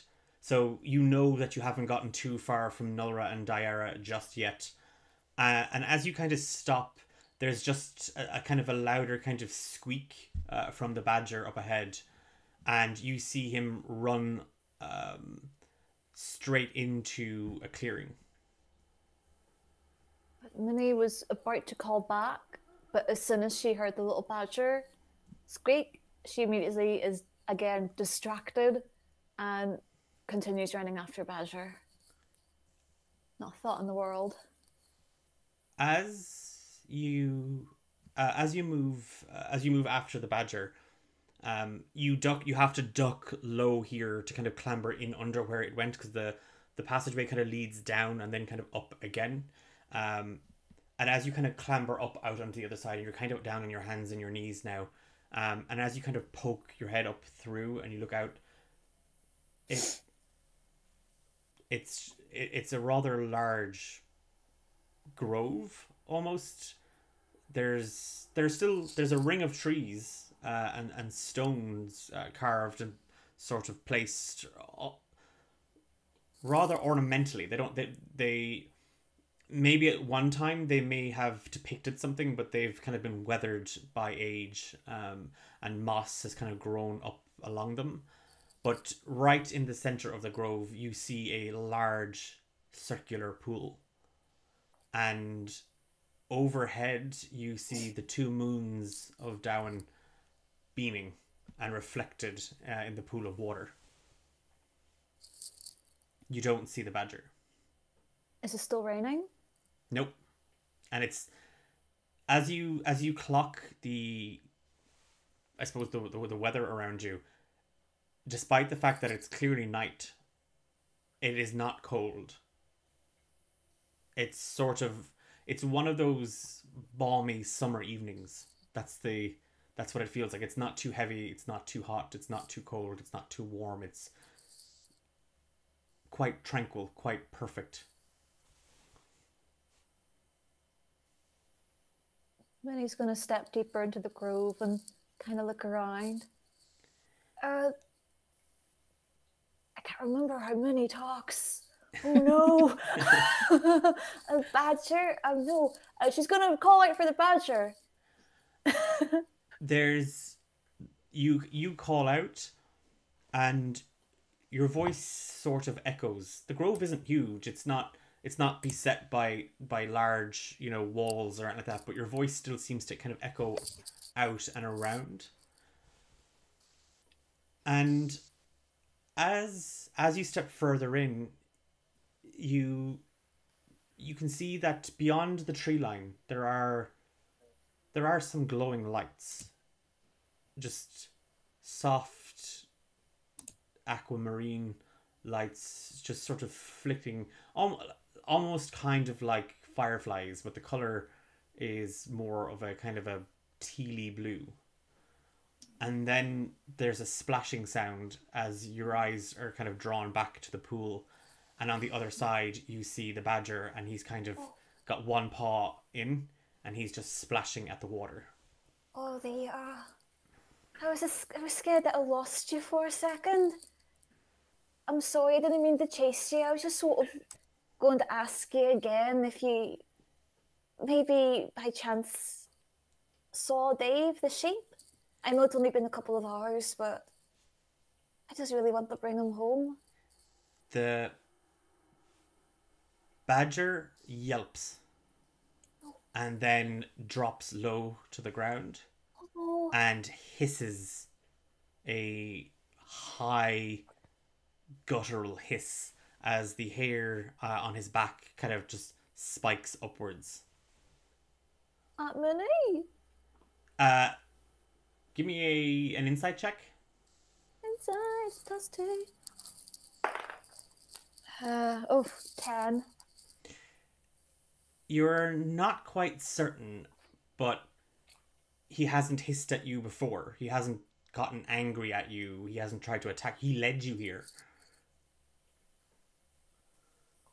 Are you okay? He's now backing up, or the little badger's kind of backing up from the pool. As Minnie's getting closer? No, as you were checking him out, sorry, not that you were undressing him or anything, but as you were observing, as you were trying to get a read on him, he was backing away from the pool of water. Minnie's gonna go over slowly to the pool and just kind of look into the pool and see if maybe he's hissing at something in the water. You step closer, and from where you were, you could see the moons overhead being reflected. You could kind of see the edge of the forest around you, the stones. You could even see the badger's reflection in the water. As you draw closer, there is no reflection. There is absolutely nothing. It is just darkness below. Give me a perception check. +2. That's 17. You're not certain. You can't. It's very hard to see. The water is pitch black. Like you can't. But you kind of scoot down, and there's something at the bottom of the pool. And you hear the badger hiss again. And as you squint and you stare down, you kind of throw an eye up at the badger. Your eyes are cast straight down again as you see the thick water move and pull apart for a second. And at the very, very bottom, you catch, for the briefest moments, a statue. And the face is turned up. There's a cowl over their, well, kind of draped over their shoulders, and long hair flowing back over them. And the head is gazing upwards towards the moons and the sky. And all you can think of, Mooney, as the water whips around and the statue's engulfed again. The statue looked like Ilaria. And then the water just surges upwards and lands. And there is a heaving mass of liquid that's taking on a skull-like shape. And in it there are two glowing yellow eyes. And it lets out an agonizing, wet roar. Roll for initiative. Oh no. How big is this? You're having a fun badger chase. No. It's just for scale. How big is this big water monster? Large. Yeah. I got a nat 20, so I'll be going first anyway. Oh, here he goes. I got 16. 16. Okay. So what's your AC, Mooney? Oh, 10. Never mind, because that's a 9. What did you roll? I rolled a 9. Oh. Okay. Just one below, Declan. That's just one below 10. It's not really annoying. Don't antagonize him. It's a 19 now. No, I didn't say anything. But as it forms, and you just see this skull form out of the gunk, the lower jaw falls open, and there's just a hawking sound as a ball of this putrid gunk sizzles in its throat, and it just spits it at you. It hits as you just kind of manage to just throw yourself out of the way, Mooney, and it hits one of the stones right behind you, and it melts the stone. Is spit just going to be a thing in our games? Oh no. It's your action, Mooney. Oh god. Minnie's going to very clumsily fall back into her hunches and then get up and just try and put as much distance as she possibly can towards her and that monster. Okay. She wants to try and get as far away as she can. She's going to go into the folds of her. She didn't get fully dressed. She's just in her little night dress and her shawl. Oh. But she has brought her tote bag just out of habit. She's going to reach into it. She's going to pull out her little storybook. And she's going to flip it open, and she's going to find the spell that has been written down in the margin for mage armor, and very quickly just utter the incantations and cast mage armor on herself. Awesome. you're kind of frantically looking through it, and you know the page, you have it kind of earmarked, but you still can't help but you've scooted back as far as you can. You feel your pulse quickening, and immediately your fingers kind of glide to the page, and there in the margin are words and glyphs that to anybody else just look like doodles. They just look like things that, you know, Mooney does in her spare time when she's distracted or she's thinking of things. But you focus on them, and for a moment the words on the page light up, and they flit, they tear themselves away from the page, flit around you, and set themselves into your arm, one under your chin, around your neck, 2 or 3 on your leg and torso, and a shimmering light just erupts from them as you cast mage armor on yourself, and you feel toughened. I'm gonna run. You're gonna run? She's gonna try 30 feet, but Okay. I assume she's gonna be caged in. As you turn back the way you came, you don't see the burrow that you had crawled from, and there's a hissing and a squeak as the badger lunges at the skull from behind and gets a surprise attack. Woo. Thankfully, he gets advantage because that was a nat 1. But with a 20, an unnatural 20, he sinks his teeth into the skull and just starts chomping on him, and bites with all he can. And does 5 damage. As he bites straight down in and just he's literally tearing and clawing at him. The skull is going to go again. Okay, and that is a 15 to hit the badger. No. Okay, that's only 1 damage plus. Oh, thank God. 1 damage plus 3, so 4 damage in total to the badger. Where the badger had leapt in at the skull, a lump just kind of explodes outwards, like just a column of the sludge just explodes out, and the badger is struck against one of the rocks, and it lets out a yelp in pain as it slumps to the ground and shakes its head.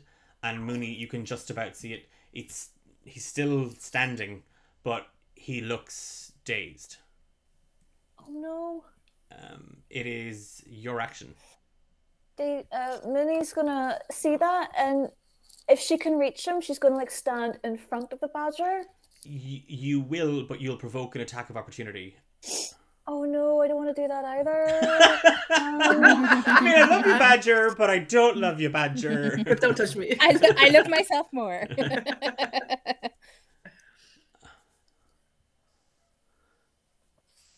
He chewed on him for you, Mooney. He went Yeah. onto the skull for you. There's other badgers. I'm gonna do it. I'm gonna provoke the attack of opportunity. Okay. I'm gonna get up in a space and try and protect Badger. Oh. Cute. Oh no. Oh No, no. I nat wand it. Oh, yay! Thank God, 'cause I was I gonna mean, shoot oh, it. I'm very sorry, Jackie. So Mooney, as you see the badger kind of get hurt, your legs are moving before you even have a chance to process the thoughts, and you sprint back towards the badger, and just from its lower jaw there's an explosion of the sludge again that just kind of whips out like a tentacle. It splats against the ground too quick. You slip in it and manage to kind of glide across. I mean, it's not graceful, but you stay on your feet and you're now standing in front of the badger defensively. It is the badger's go. He's hissing, but he's still raring to fight as he chomps straight down again. I swear this badger is going to be... Okay, no, that's fine.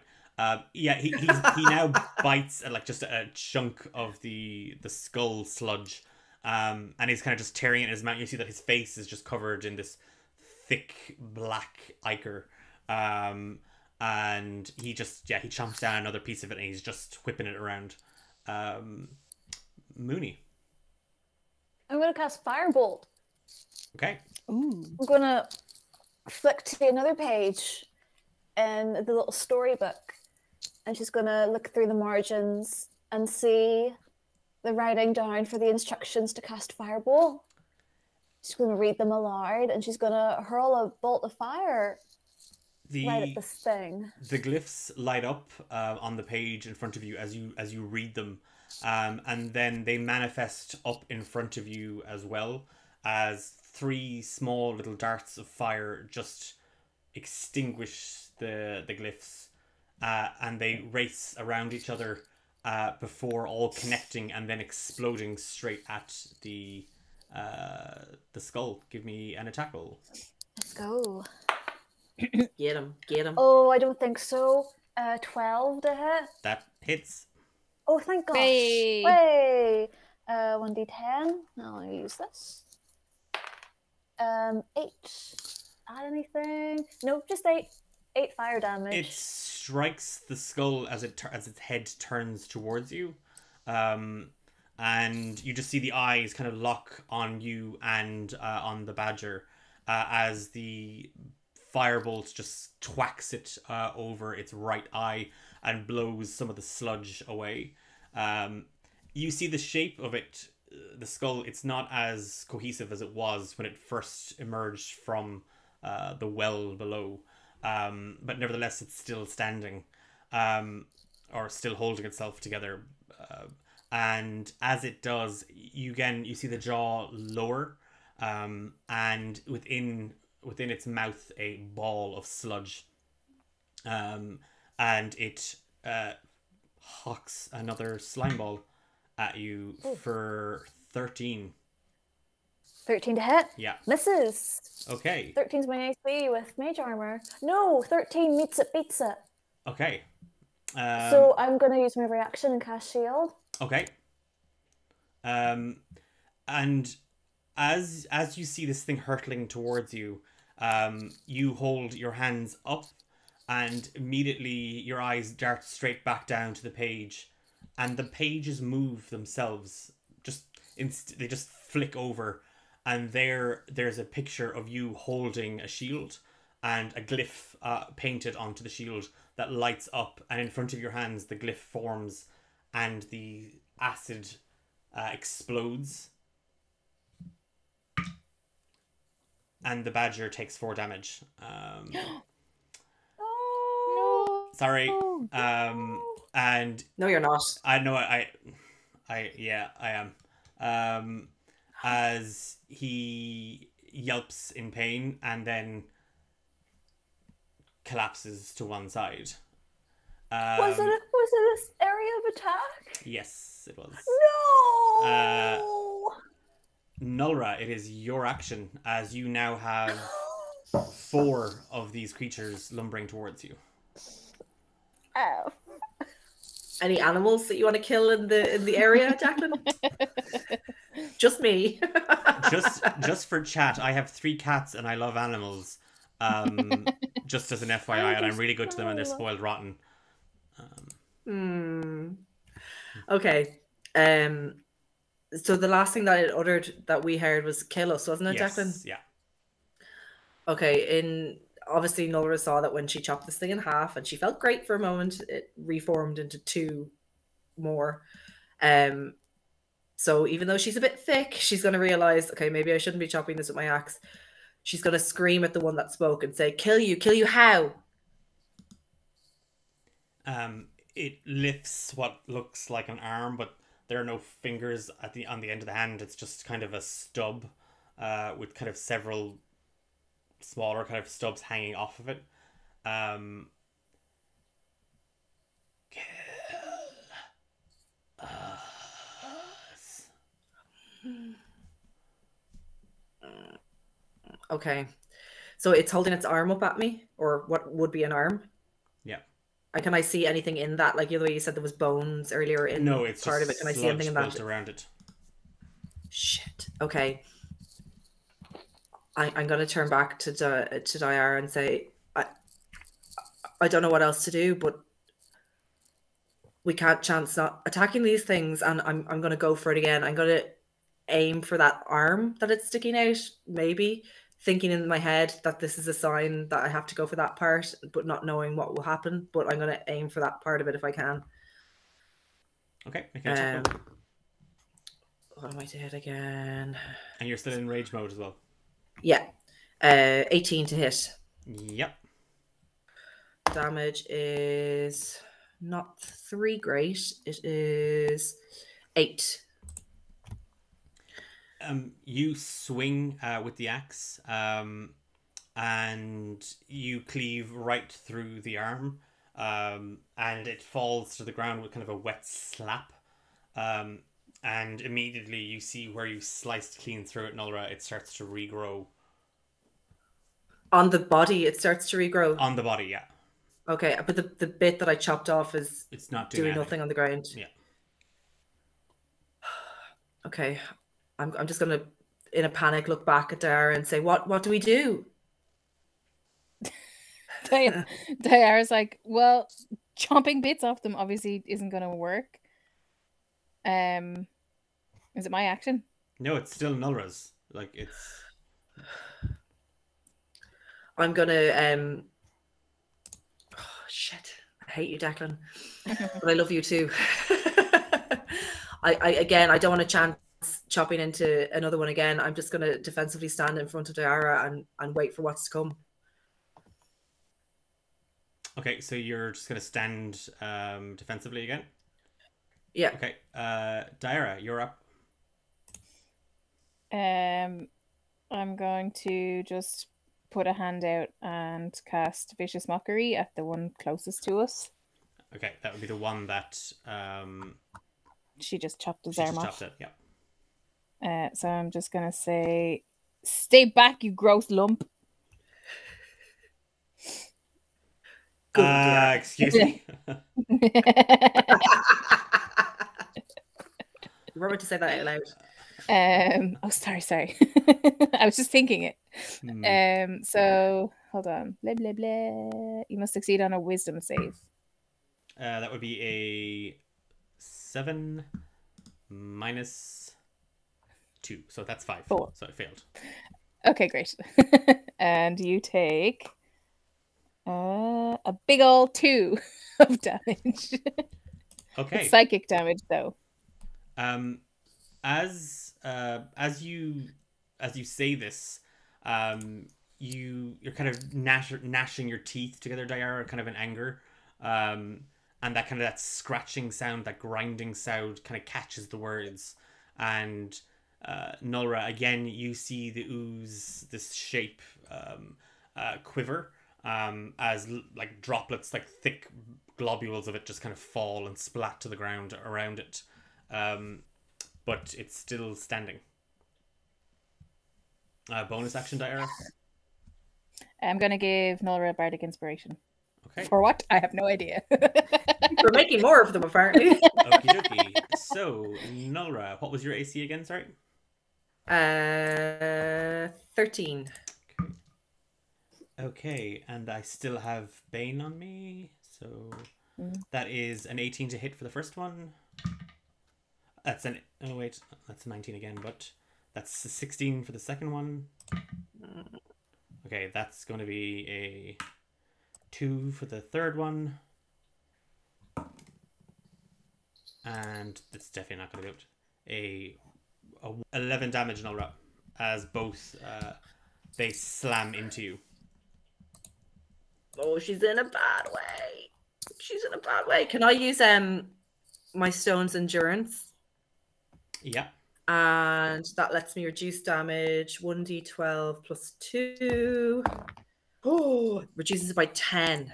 Okay, you take 1 damage. Hey. Again, 4 of these creatures just lumber in on top of you and bury themselves, but the other 2 kind of just get absorbed kind of partially by the first 2 that attacked, as they're kind of all connected and kind of drawn in and slam straight on top of you. you brace yourself, Nulra, kind of in defense that they were going to attack you and Diara again. As they bear down on top of you, you feel your body tense, your muscles tighten, your skin harden, and the attacks kind of almost just glance off of you. It's your action. Okay. That shook her, and I think she knows, Nulra knows, that we've tried to escape. Both her and Dara have tried to get out of here. We can't. Again, she's so conscious of us being trapped in here with these things. She realizes that she can't cleave through them. She can't cut off bits. Her mind is racing, trying to think what to do. And from her past, when she was younger, of trying to survive in the wilds and hunting and all this, she knows one way for a clean kill, and that is the head. So she is going to try and lop the head off the one nearest us. Okay. Make the attack roll. Maybe it can't regrow a head. Let's see. One would think. 23 to hit. Yep, that'll hit. And ooh, yes, 17 damage. Okay. Roll the 12 on me d12. Way. Nice. Just kind of throwing them off. Diara, you see Nulra. She's already, quite a tall, strong woman already, but in her rage mode, she becomes so much more almost statuesque. Like there's just an energy around her, and you just as she throws her arms up, you just see her axe flick between her both hands into one, and then deftly throw her body to the right as she swings, and the axe cleaves right through the neck of the bog creature, and it flies across, splats against a tree, and where it hits, you start to see it jiggle and shake. No! And the tree begins to kind of crumble and be absorbed, and 6 pairs of eyes form in the tree as the tree sinks into the bog and shapes begin to rise out of it. Nulra, your remaining actions or bonus action. Like, Nulra is in a rage. Fiona is also in a rage right now. Oh my god. Fuck. Oh shit. Okay. She's starting to panic now, and this all feels so unnatural. These things are not meant to act this way. There's something deeply, deeply wrong with these things and this place, and we need to get it out now. And she is just going to scan. She's going to look for anywhere in the area, look for any possible exit that she could see. Give me a perception check. Ooh, unnatural 20. Ooh. You're frantic. You're kind of, your head whipping around you. You're trying to hold off there was 3, now there's 9 of these creatures, and they're all now asking. They're all kind of now. It's all just kill us, please. And with a cold sweat running up your back, you look over your shoulder, and there, through the thicket of thorns, you see a light coming towards you. Diara.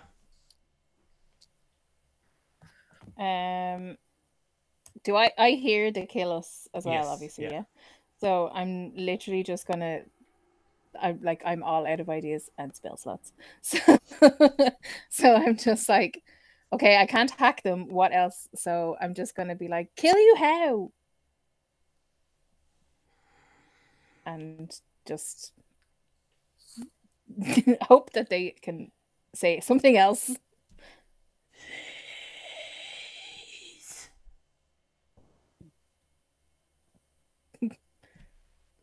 She's gonna look at Nulra and just be like, I don't know what we're supposed to do. We literally can't kill them. Sorry, I'm muted. As you turn... Sorry, Declan. Yeah. The light that you said that Nulra saw, is it the same color as these eyes of these creatures, or no? No, it's like a white light moving towards you. Okay.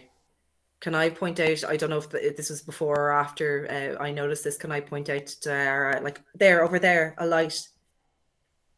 And Diara, you turn and you see a light coming towards you. It's getting bigger as it comes towards you, and it's moving fast. But the 9 creatures bear down on top of the both of you. And okay. That's a nat 20. The first 2 have missed you, Nulra, but the second one was a nat 20. Okay. And that is a 17. A 16. A second nat 20, but this was on Diara. Oh my god, I hate you so much. Okay, a 10. Okay, that's only a 6, Diara, so that's not going to hit you, I assume. And a 7 won't hit you. And again, another 7 minus, so a 6. So 3 hit you, Nulra, but one of them was a nat 20, so that's going to be 6 plus 3 plus 1. That's 10 damage. Okay. And Diara takes 6 plus 6 plus 1, take 13 damage. I am down. Nulra, as you point out to Diara, and you both of you look at the light coming towards you, you just these creatures bear down, and they're now grabbing and they're pulling and they're screaming. It's a strangled scream, and you see that their what were these strange muck-like heads are now taking on much more human-like faces, and they're twisted and contorted, and you're trying to push them off, but they're clawing and they're grabbing and they're hurting and they're twisting, and you just hear Diara let out a scream as one of the creatures just full-on swings its arm and strikes her right into the head, and she is sent flying to the ground. Mooney, it is the skull. And Teacher, I have a question. Yeah. What kind of damage are these things doing? Just straight up bludgeoning. Okay, so I have resistance. Okay, that's fine. As just letting you know. That's fine. Diara does not. That's okay. Shut up. Couldn't set me on fire, no. As you see the badger hit the ground, as it just kind of falls over, immediately as a lump of this gross thick sludge just flies straight towards you, tangling its way at you, and you lose your balance as it flies and kind of goes to more or less take the head off your shoulders, and you slip backwards, and it hits a rock behind you, and the tentacle is pulled straight back in. It's your action. Oh god. I see the little badger. Oh no. What am I doing? Would I be able to pick up the badger and then use my action to disengage? Since I'm so big. Yes. Okay.